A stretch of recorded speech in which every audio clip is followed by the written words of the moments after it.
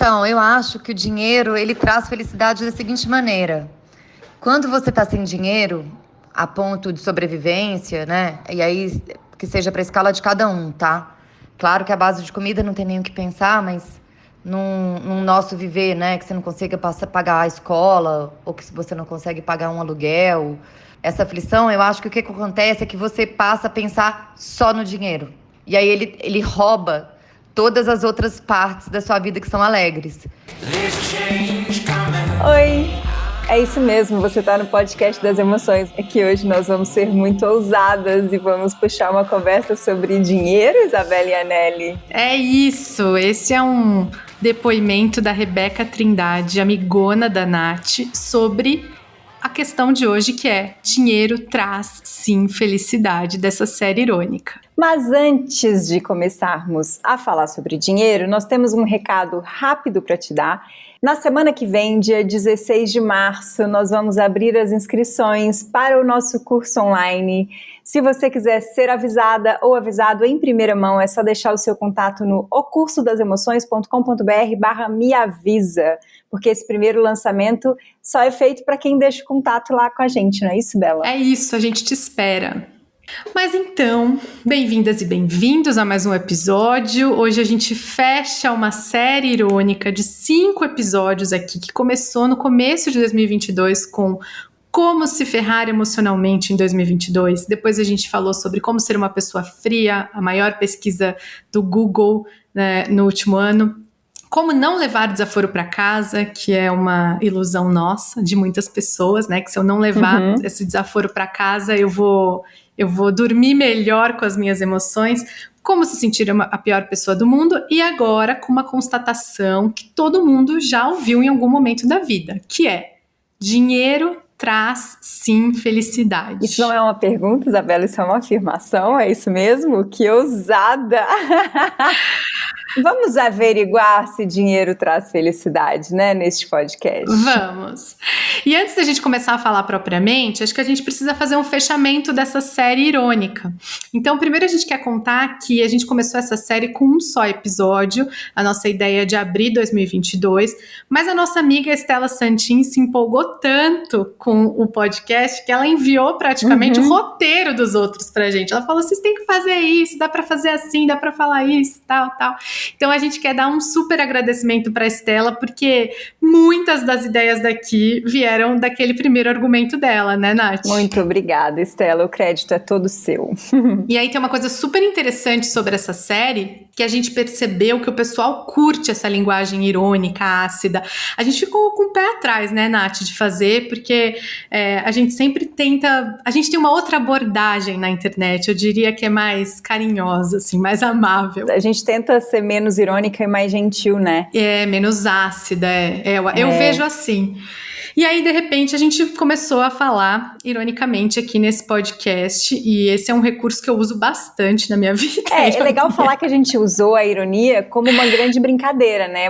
A ideia do como se ferrar emocionalmente em 2022 foi uma grande brincadeira pra gente tentar investigar como é que a gente poderia não se perder tanto nesse ano que já começou assim com grandes emoções, né? Com fortes emoções. Então, a gente trouxe a ironia como um apoio, assim, pra gente conversar sobre como é que a gente faz para não nos tornarmos uma pessoa fria, como é que a gente treina levar um pouquinho de desaforo para casa e não agir na emoção, né, Bela?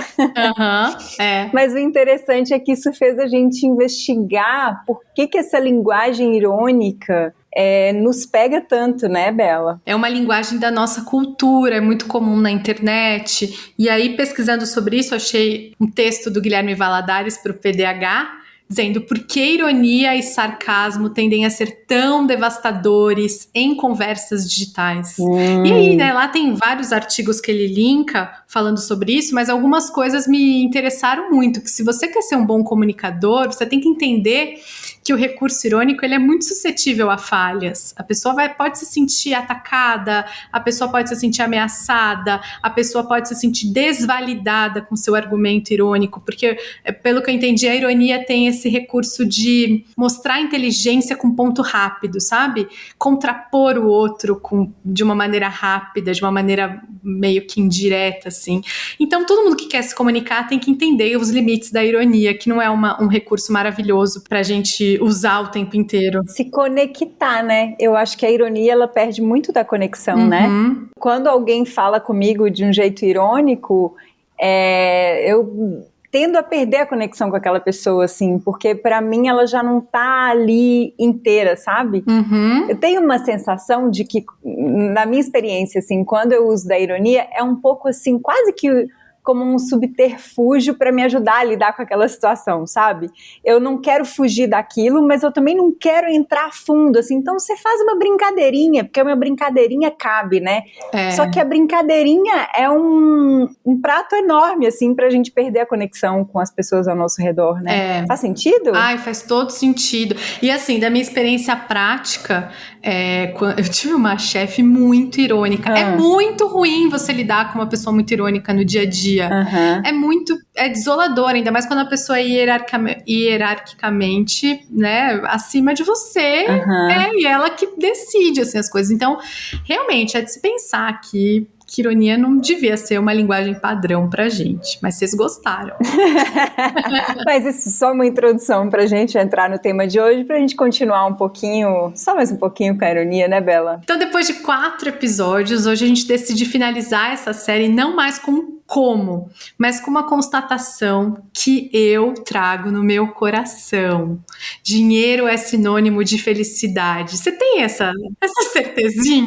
Isabela, desde o dia 1 que eu te conheço, você fala isso, desde o dia 1. Assim, não, gente, mas essa pesquisa aí, Natália, essa pesquisa aí não tá certa, eu tenho certeza. Como que eles estão falando que se eu ganhar 10 vezes mais do que eu ganhar, meus problemas não vão estar resolvidos?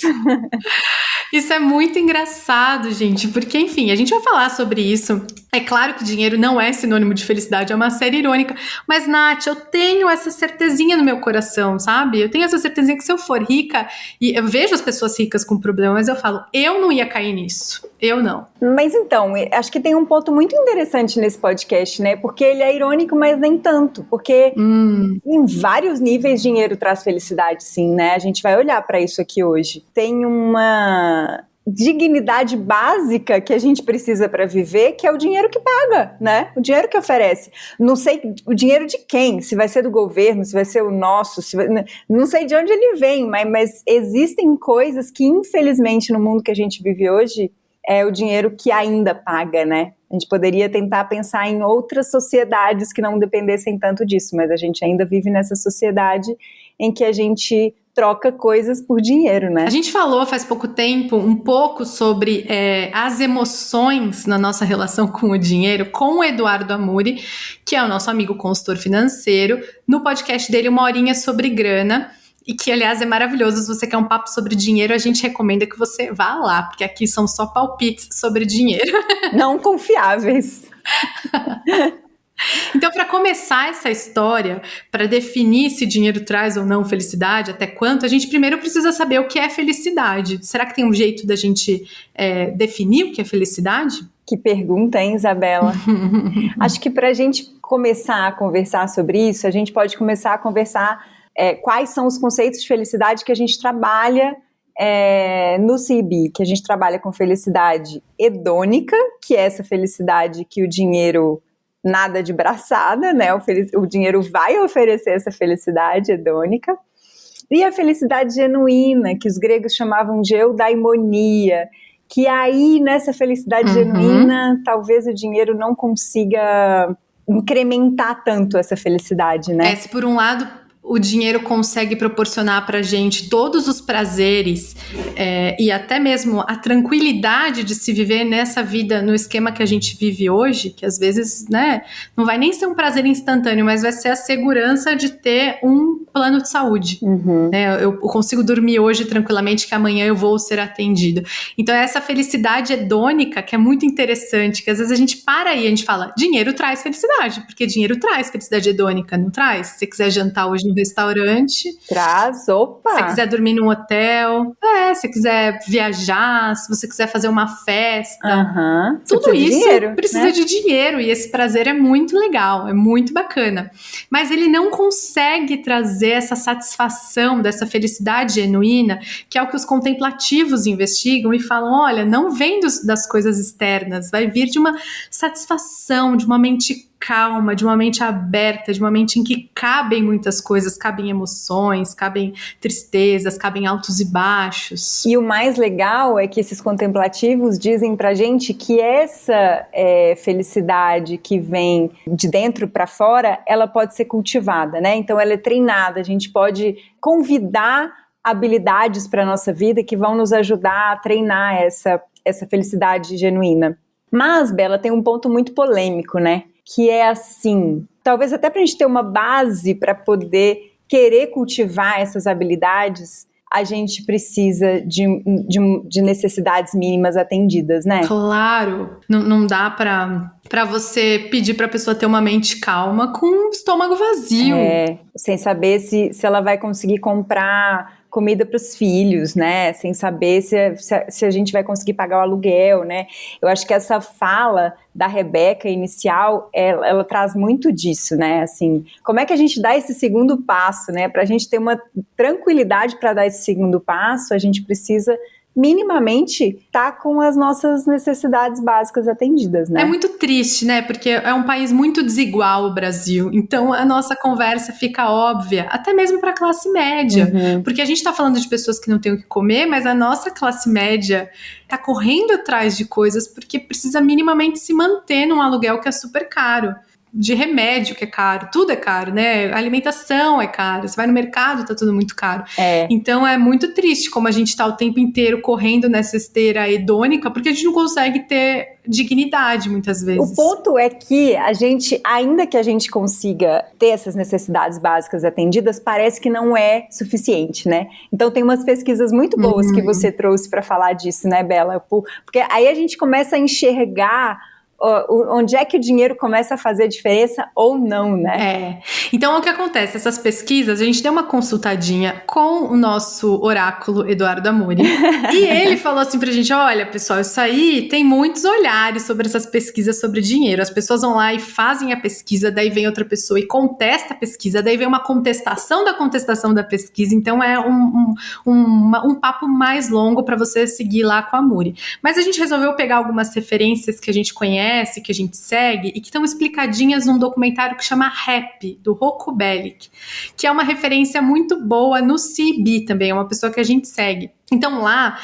tem dois especialistas comentando duas pesquisas. O primeiro é o Tim Kasser, que ele fala de uma pesquisa muito interessante, que nos últimos 50 anos, o crescimento dos Estados Unidos aumentou muito, mas os estudos nacionais representativos que pesquisam a felicidade revelam que as pessoas não estão mais felizes, os níveis de satisfação estão estáveis. Então, mesmo com casas maiores, com mais condições, as pessoas não estão mais felizes, apesar de ter tido realmente uma melhora nisso. Isso já é um ponto muito interessante, né? Peraí, assim, estamos falando de um país inteiro, vendo um montante de dinheiro que está correndo na mão das pessoas, isso não está influenciando diretamente na felicidade delas.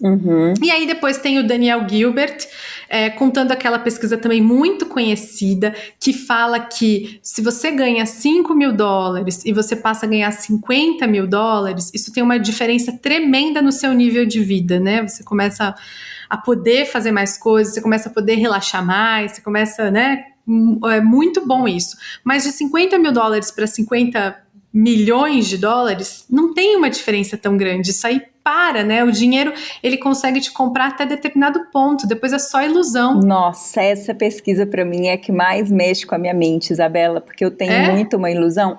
Porque eu tenho muito uma ilusão que as pessoas muito ricas não têm os problemas que eu tenho. Você não tem? Elas não têm, Natália. Sabe, as pessoas muito ricas não têm os problemas que eu tenho. Só que aí, tive um documentário no Netflix que eu falei pra Isabela que eu não vou contar qual que é. Vai falar. É o amor.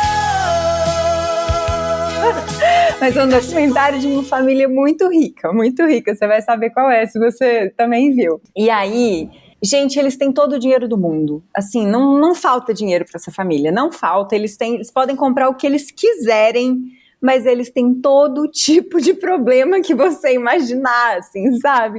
Tem problema de briga na família, tem transtornos, tem problema de separação, tem problema de não conseguir uma coisa que quer muito, sabe? Que o dinheiro não pode comprar. Então, assim, Isabela, esse documentário me deixou muito triste, porque eu fiquei pensando assim, nossa, nem se eu virar milionária, meus problemas vão acabar, será?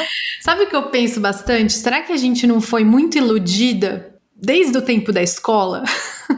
Porque eu acho que a minha educação foi assim, né? Você se forma e depois você consegue um emprego, daí se não tiver bom você procura outro, daí você faz uma pós-graduação, né? Sempre assim, galgando degrauzinhos. E daí, de repente, a gente vê que tem uma felicidade que pode ser cultivada e que não depende tanto desses fatores externos, que é uma coisa também que eu tenho muita dificuldade. Uma vez eu li num livro que chama Como se preocupar menos com dinheiro, e esse negócio não sai da minha... Tá 12 anos na minha mente esse negócio, que ele fala assim, gente, até mesmo uma pessoa absolutamente rica, a pessoa mais rica que você conhece, que não tem nenhum problema de dinheiro, até ela tem que fazer escolhas, entendeu? Nossa. Ela tem que decidir todo dia ao meio-dia não abrir uma garrafa de champanhe. Ela ama champanhe. Não, mas ela não pode abrir todo dia. Essa informação me deixou chocada. Eu nunca pensaria nisso na vida. Nunca pensaria nesse exemplo. Porque eu não abro uma garrafa de champanhe, né, Natália? Porque eu não tenho dinheiro e depois eu tenho que trabalhar ainda. Não, porque a gente tem que trabalhar, Isabela. Como é que você trabalha bêbada? Não dá. Mas ainda assim, uma pessoa muito rica, ela vai ter que fazer essa escolha, né? Se ela quiser minimamente ter uma vida útil, ela vai falar, não posso beber uma garrafa de champanhe da mais cara que eu amo.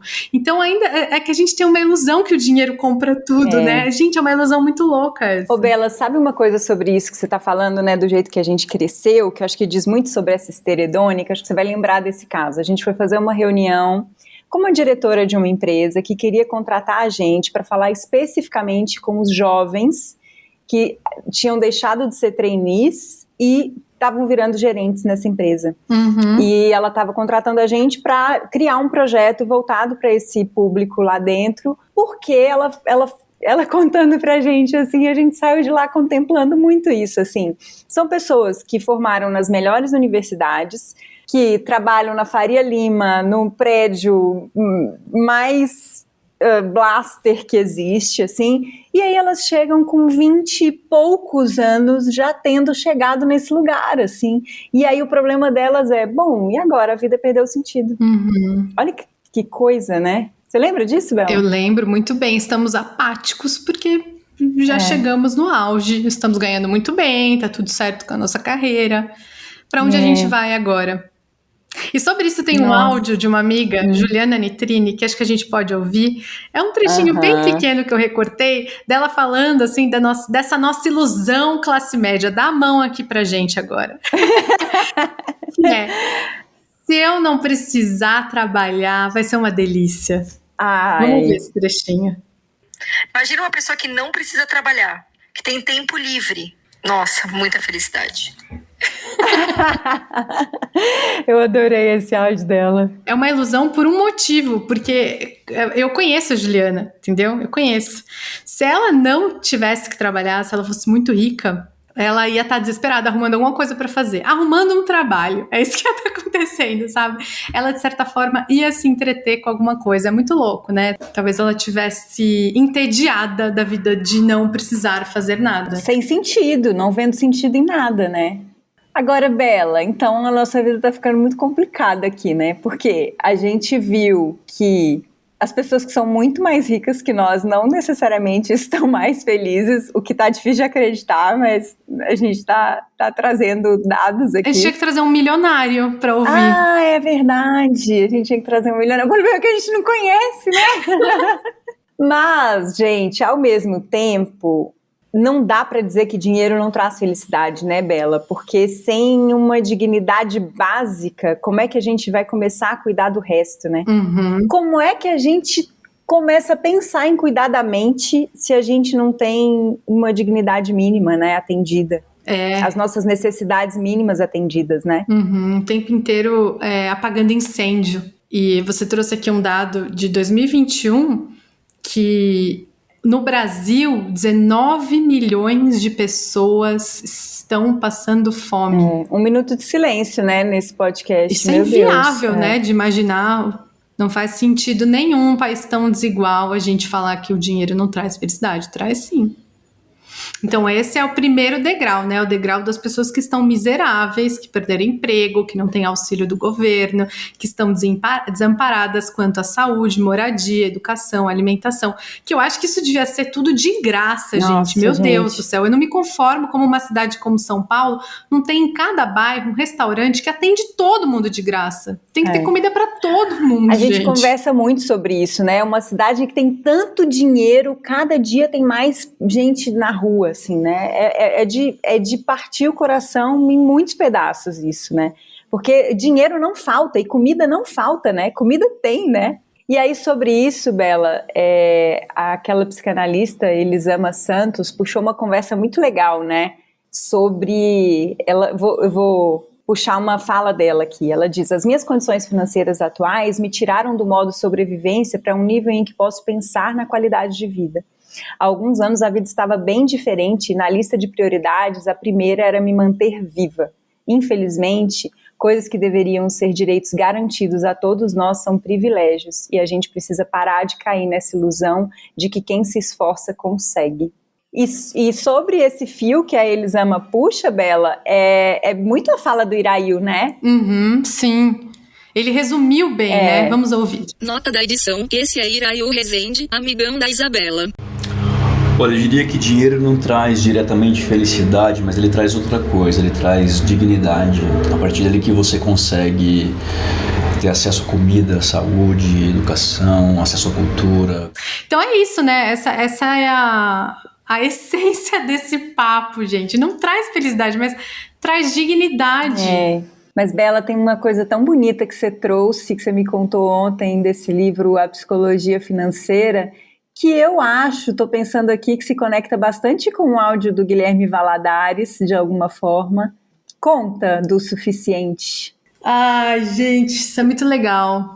Então, eu vou contar essa história que está no livro A Psicologia Financeira, do Morgan Housel, que está agora best-seller pelas livrarias do país, que eu dei uma folheadinha e caí nessa história que eu achei muito interessante. Ele conta uma história que o John Bogle contou uma vez sobre dinheiro e que mostra um pouco sobre como as pessoas que pensam em dinheiro, elas não estão dando atenção para esse ponto específico.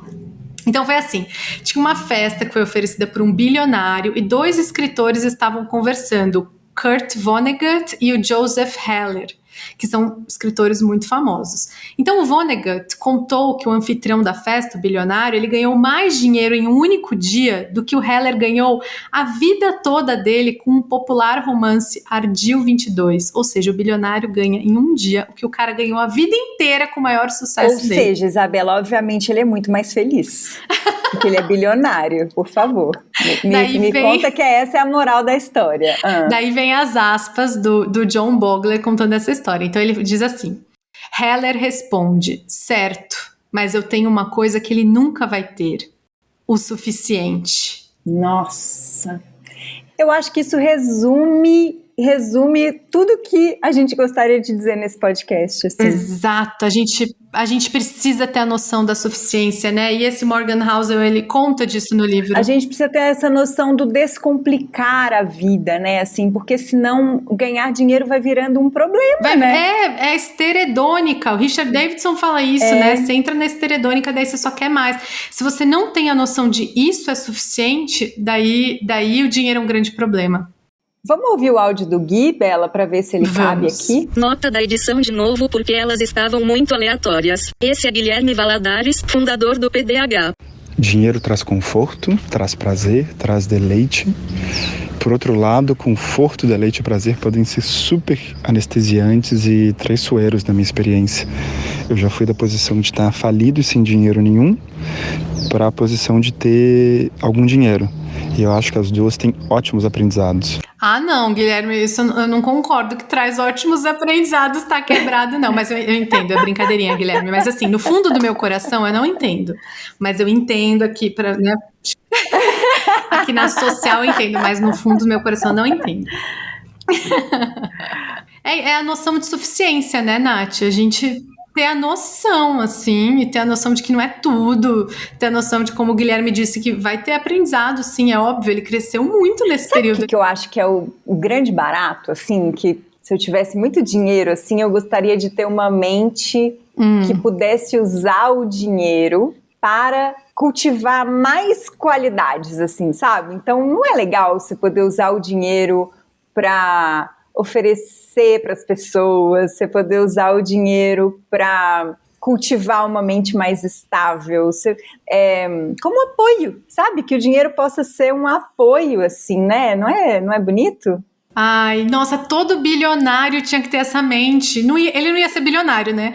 Não ia ser bilionário, ele ia dar. Ele ia dar. Porque bilionário, você não precisa ser bilionário. Bilionário, gente, não faz o menor sentido você ser bilionário, meu amigo. Você tem muito mais do que você precisa, né? E não seria muito melhor? Eu fico pensando assim, cara, eu adoro, assim, meu sonho, viver num mundo em que eu saia na rua e não tenha ninguém me pedindo nada, não é? Uhum. Que as pessoas tenham o seu sustento, assim, né? Que elas não precisem se preocupar com o que elas vão comer hoje à noite, assim, porque, nossa, isso seria um mundo muito melhor para todo mundo, inclusive para os bilionários, que, como você diz, não precisariam ser bilionários, poderiam ser só muito ricos e já estaria muito bom, né? Uhum, sim. Um mundo, um país, um governo, uma possibilidade que oferece o básico para todo mundo, também permite a criação do ser humano, né? O Pedro Cardoso uma vez falou isso numa entrevista, que quando ele foi para Portugal, ele parou de entrar no looping brasileiro de precisar de mais dinheiro para comprar uma casa melhor, com um condomínio, com uma segurança melhor, tal, porque lá ele meio que tem tudo garantido. E daí ele falou que ele começou a pensar, eu quero fazer esse trabalho? Esse trabalho faz sentido para mim? Uhum. Olha que bonito, né? Você começa a ter... Nossa.